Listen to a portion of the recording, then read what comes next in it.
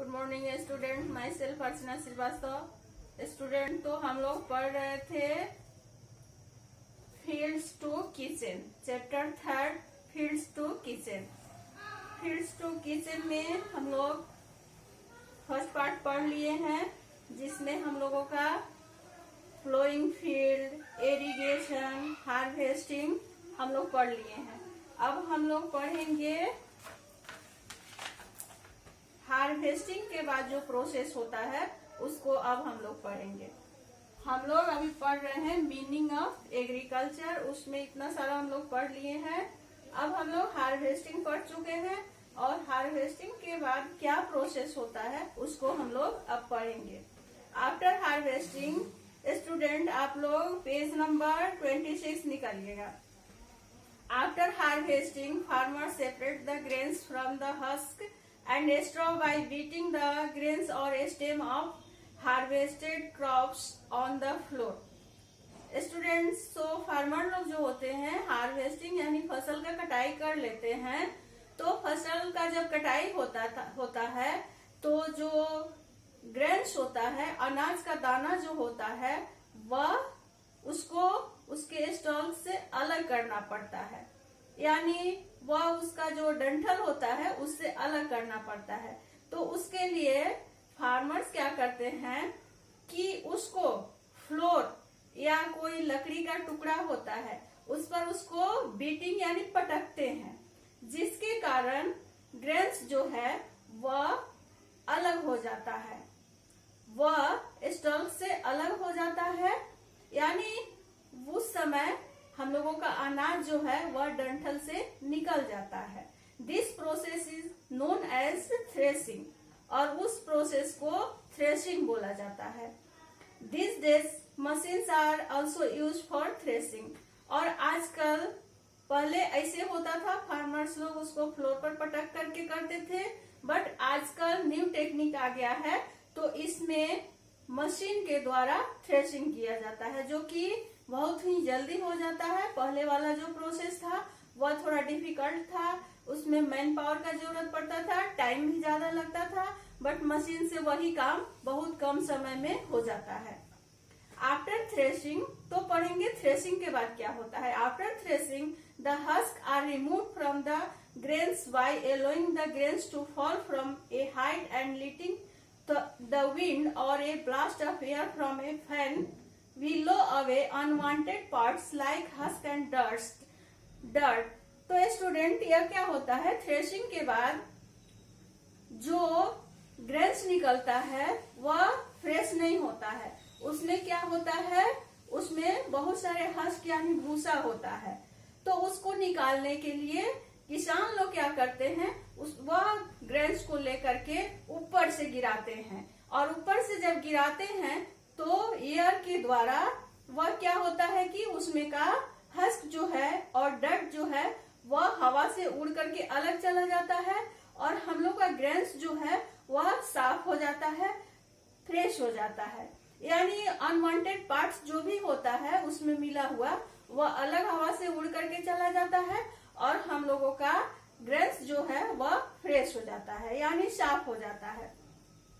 This is called annoying, और इस प्रक्रिया को इनोइंग बोला जाता है, यानी हस्क से और डस्ट से हम लोग अपने अनाज को अलग करते हैं, साफ करते हैं, उस प्रोसेस को इनोइंग बोला जाता है।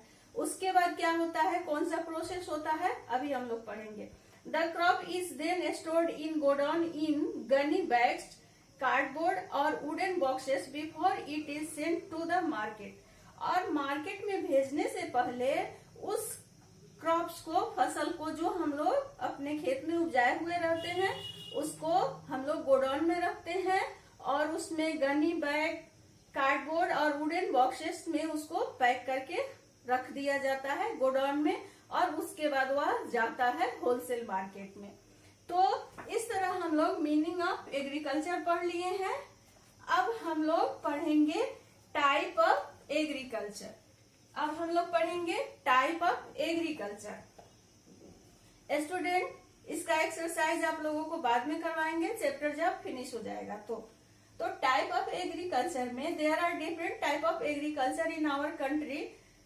हम लोग लोगों के देश में अलग अलग टाइप का एग्रीकल्चर यानी कृषि कार्य होता है।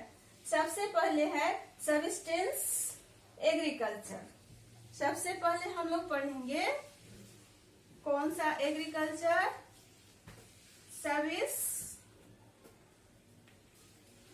Subsistence agriculture. सबसे पहले हम लोग सब्सिस्टेंस एग्रीकल्चर पढ़ेंगे। In this type of agriculture farmer cultivate crops on their farms to feed themselves and their families. इस टाइप के जो कृषि होता है, इसमें क्या होता है कि जो फार्मर होते हैं वह फसल उपजाते हैं अपने खाने के लिए और अपने फैमिली के खाने के लिए। वे उसको सेल करने के लिए नहीं करते हैं, वे अपने लिए अपने फैमिली के लिए करते हैं। They do not sell their crops in the market. वे अपने क्रॉप्स फसल को मार्केट में सेल नहीं करते हैं। Such farmers mainly depend on the monsoon for irrigation the crops. और उस तरह के जो फार्मर होते हैं जो खुद के लिए खेती करते हैं, अपने यूज के लिए खेती करते हैं, वे मेनली मॉनसून पर ही निर्भर करते हैं, यानी जो बारिश होती है उसी पर ही निर्भर रहते हैं अपने खेत के सिंचाई करने के लिए। Most of them do not use much insecticide, pesticide और फर्टिलाइजर। और जो वे अपने लिए खेती करते हैं वे ज्यादातर कीटनाशक का और फर्टिलाइजर का यूज नहीं करते हैं। In subsistence agriculture farmer mostly cultivate cereals like rice, barley and wheat and vegetable. और सब्सिस्टेंस एग्रीकल्चर वाले जो फार्मर होते हैं वे ज्यादातर क्या चीज का खेती करते हैं, तो वे ज्यादातर राइस, बार्ली, व्हीट और वेजिटेबल का खेती करते हैं। उसके बाद हम लोग पढ़ेंगे कमर्शियल एग्रीकल्चर। सेकेंड हम लोग पढ़ेंगे कमर्शियल एग्रीकल्चर। तो कमर्शियल एग्रीकल्चर में in this type of agriculture different crops are cultivated on a large scale to be sold in the market. Commercial means होता है व्यवसाय, यानी व्यवसाय करने के लिए जो इस टाइप का जो खेती होता है वह व्यवसाय के रूप में ज्यादा इसका यूज होता है। और यह ज्यादातर खेती लार्ज स्केल में, क्योंकि यह व्यवसाय बिजनेस के रूप में किया जाता है तो यह लार्ज स्केल में होता है और इसको मार्केट में बेचा जाता है। यानी जो फसल फार्मर उपजाते हैं और ज्यादा मात्रा में उपजाते हैं तो वे उसको मार्केट में बेचते हैं। The farms are large in size and many people are employed for farming. यह इसमें जो खेत का साइज होता है वह बड़ा बड़ा होता है और बहुत सारे लोग इसमें काम करते हैं। For commercial agriculture farmers have stored adopting modern machinery, modern method of irrigation and insecticide and pesticide for good yield। यानी कमर्शियल एग्रीकल्चर में फार्मर जो होते हैं वे मॉडर्न टेक्निक, मॉडर्न मशीन का यूज करते हैं। इसमें इंसेक्टिसाइड, पेस्टिसाइड का यूज होता है, इसमें फर्टिलाइजर का भी ज्यादा यूज होता है। वे लोग इसमें इरिगेशन भी करते हैं, न्यू टेक्निक से करते हैं, सिर्फ बरसात के ही पानी पर निर्भर नहीं रहते हैं। और वे लोग इंसेक्टिसाइड, पेस्टिसाइड का इसलिए यूज करते हैं, फर्टिलाइजर का इसलिए यूज करते हैं कि उससे अच्छा फसल होगा। Farmers usually grow rice, maize, sugarcane in commercial agriculture. और जो कमर्शियल फार्मर होते हैं जो कि बिजनेस के लिए करते हैं तो उसमें ज्यादातर वे लोग राइस, मैज, शुगर केन का ज्यादातर खेती करते हैं वे लोग। उसके बाद हम लोग पढ़ेंगे शिफ्टिंग एग्रीकल्चर।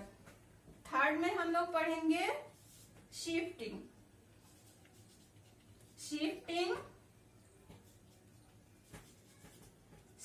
एग्रीकल्चर।